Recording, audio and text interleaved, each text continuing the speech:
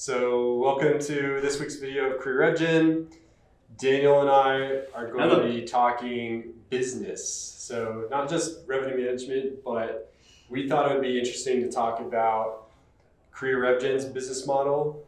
Not saying it's the perfect model or anything like that, but we were curious to compare what our model looks like versus other typical startup models. So we pulled a few companies that we know, and we thought it'd be kind of interesting to break out by the 4 business units: sales, ops, software development, and marketing, and just kind of talk about the differences and just kind of talk about some pros and cons and some interesting things of what we noticed. Yeah, so you hear a lot about startup companies all the time, and you hear about them so often that you're not exactly sure, like, okay, what's really going on behind the scenes. So I do consider us to be a bit of a startup company.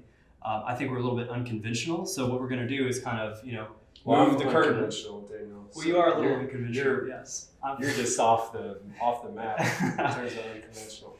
So because we're so off the map and unconventional, we wanted to move the curtain aside and show you guys what it actually looks like at a company that maybe doesn't fit the mold of the idea of a startup that you might have in your mind. So let's start, before we get to our company, let's talk about some of the companies that we asked around about. So this would be other companies. And here's a look at their pie chart. So like Bill said, we broke it out into sales, ops, software development, and marketing. And this is kind of a general consensus of some of the companies that we asked about. So notice that they're a little bit heavier on software than we are. They're a lot lighter on the ops side, way heavier on sales, and we're comparable on marketing. So I don't know if you want to speak to any of those points, Bill, but I thought that was interesting. The 2 big things that stand out to me would be the difference between ops and sales. Yeah, so let's start with ops. This is a primary difference between RevGEN and your typical startup. And really what I think it boils down to is that RevGEN is 100% bootstrap, meaning we've never received funding, we're self-funding, essentially profitable from day one. And in order to do that, we had to be very service heavy in the beginning. So we started in 2013, basically providing nothing but revenue management service, and the software has kind of caught up. And I think the difference is in a typical tech startup, right? They're going to put a super heavy emphasis on software and sales, raise a bunch of money, run in the red for a long period of time with the long tail vision that eventually they become profitable. So I think that's like the general summary, and I don't think there's like a right or wrong. I think it's just like the way things happened. Yeah. So maybe let's start. Let's jump to sales. Okay, so starting with sales, I think what makes us different from other companies is, like Bill is saying, that we didn't immediately hire a huge sales force and go out and try to take over the world, basically. So where a lot of our leads come from are actually from existing client referrals and word of mouth and that sort of thing. So rather than going out and canvassing 1,000 different clients and having a close rate of maybe 5, 10, 15% if we're lucky, we have a much more small selective number of leads, but we end up closing on maybe 50 or 60% of those leads. Yeah, so when the lead gets to us, it's already very well qualified. Yeah, because odds are they were referred from an existing client, and most of the time they're actually coming to us as opposed to us cold calling. Yeah. And so obviously the close rate is going to be way higher. A lot higher. Yeah. So I would say, that's not necessarily right or wrong. I think it's worked for us, and I honestly, if I looked at this number, I'm telling myself, what the heck are we doing? Why are we running 5% of our operation sales? And we actually don't even have anybody dedicated to sales, which is probably insanity. But I think what happened was sales has never been our bottleneck. So especially, we started so heavy on the ops, which is service, heavy service. Yep. To me, the bottleneck there was like finding good people, right? Yeah. Finding like the Daniels of the world.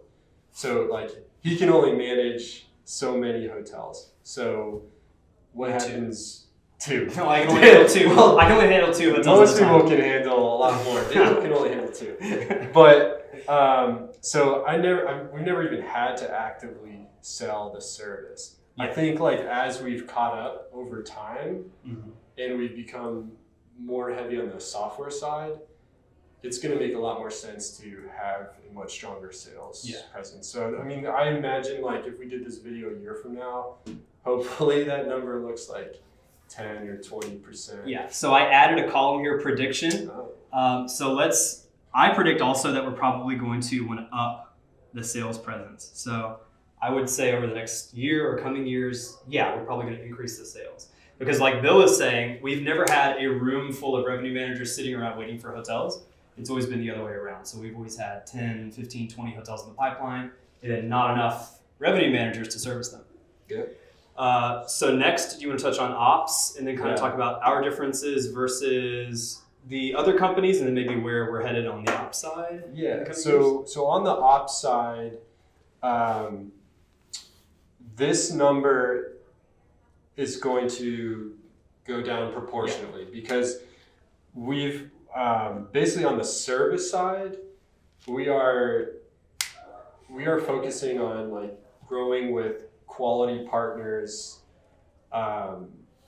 portfolios, and we're at a point now where we can basically say that the quality is more important than quantity. Yeah. So I think as a team, we've come to the point where we're not looking to revenue manage service-wise thousands of hotels. If that happens, that's great.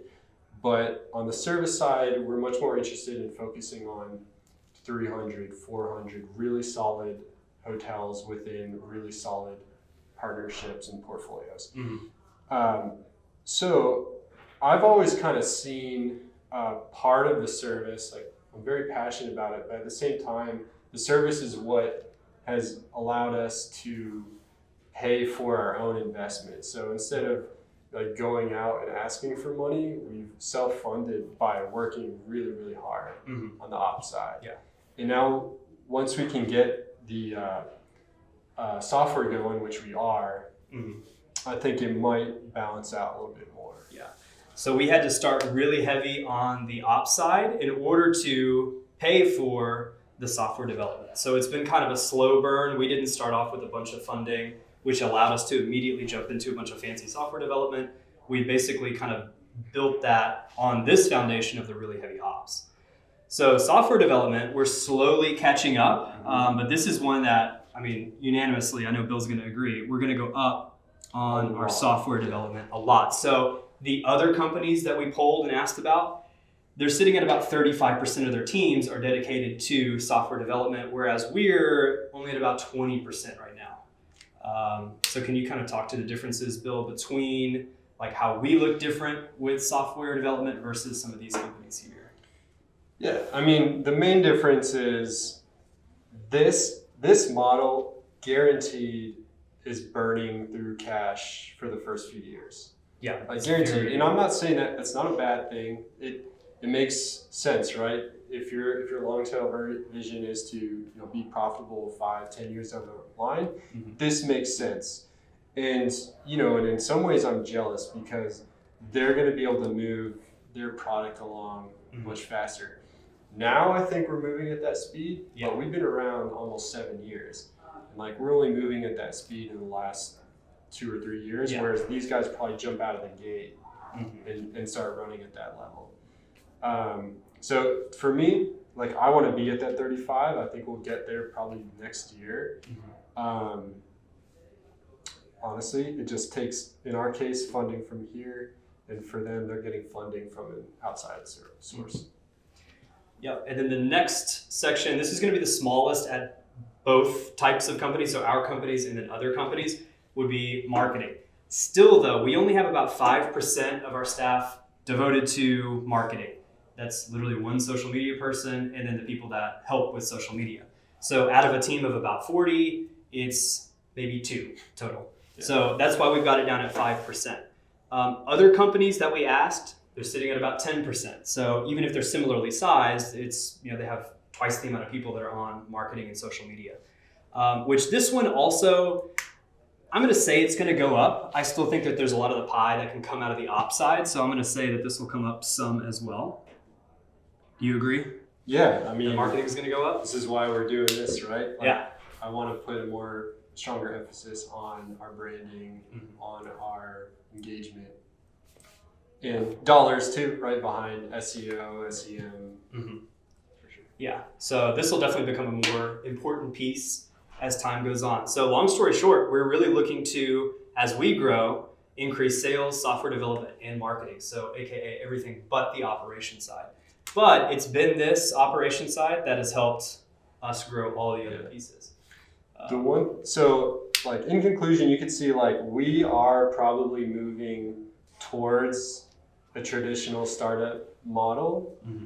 However, I would say that because we're bootstrapped, it took us a little longer to get there. However, the advantages of that are we still control 100% of our company, have zero debt, and even though maybe we're delayed by a couple of years, we're essentially at a point where we can do everything these guys are doing. It just took us a little while to get there. Yeah.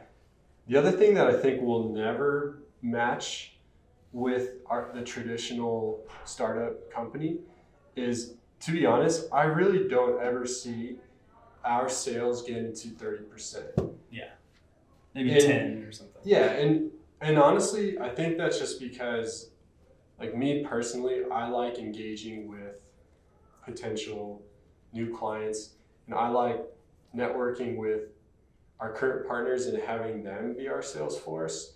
And maybe this will change down the line, but I'm a little bit afraid of these sales armies that don't understand the product as well as they should.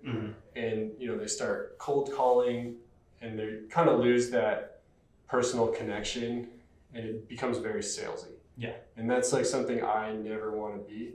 So maybe that means we grow a little bit slower, but I don't think we'd ever see this 5 turn into 30. Yeah. Yeah, I agree. Yeah. So let us know what you think. If you're a startup, let us know what kind of mix you have. We love to share ideas. By no means do we think we figured it out. And by no means do we think that this is a model that you should follow. I think at the end of the day, there's a lot of ways to win and grow. So let us know what you think. Yeah. Thanks for watching.